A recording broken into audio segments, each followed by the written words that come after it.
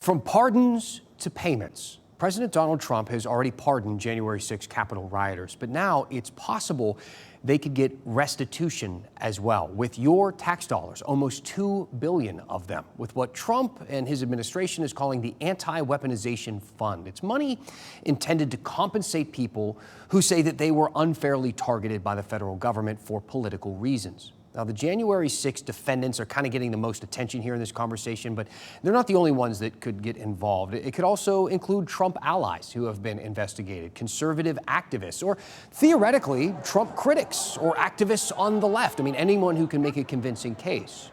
Of course, Democrats are saying that they believe this is a horrendous idea. They're calling it a political slush fund to reward Trump supporters. Some Republicans agree. They say that too, like North Carolina Senator Thom Tillis, a Republican who has been known to speak out against the president. You see where this would head?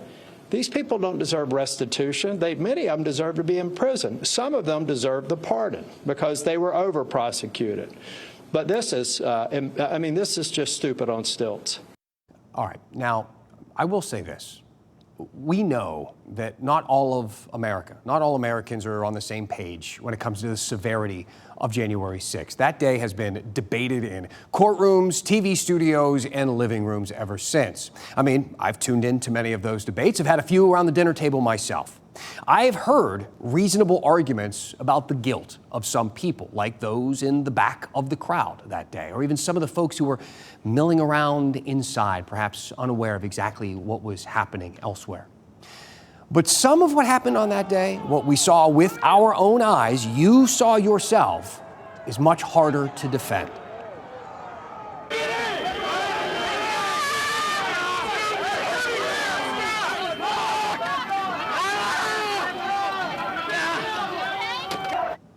Now look, I know you've seen that footage more times than you'd like over the past few years, but it is important here. Some of those people were pardoned, and it is possible that next they could get paid by you.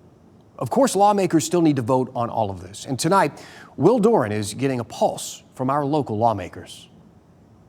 All right, well, let's kind of take it back to the beginning because we've been talking about January 6th. This is not exclusive to people who were at January 6th. It's really anyone who feels they were wronged by the government or the Department of Justice, correct? Yeah, Dan, I mean, Hunter Biden could ask for this money, or James Comey, or, any random drug dealer who's ever faced a federal indictment, too. So it's clear they're going to need a filtering process.